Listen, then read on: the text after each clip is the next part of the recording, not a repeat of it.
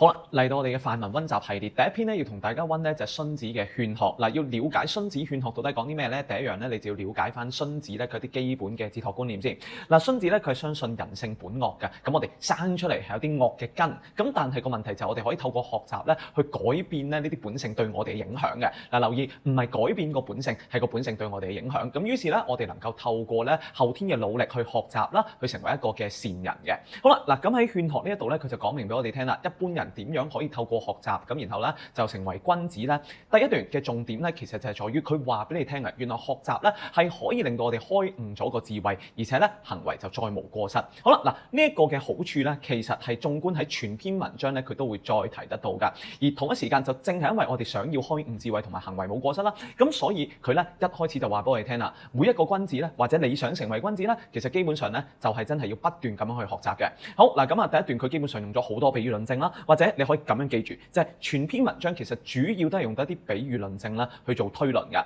咁第一段無論邊一個例子咧，其實佢都係話俾你聽咧，學習點樣可以令到一個人咧由一般人變咗一個係君子嘅。嗱好啦，嗱咁到第二段咯，第二段嘅中心論點，大家要記住佢啦。嗱就係講緊我哋原來係可以咧借助外物，咁然後咧就去令自己成為君子嘅。咁呢個所謂嘅借助外物善解於物係咩意思咧？其實就係話我哋去透過學習啦，借助咗外面嘅知識啦，咁其實就係能夠令我哋成為一個君子。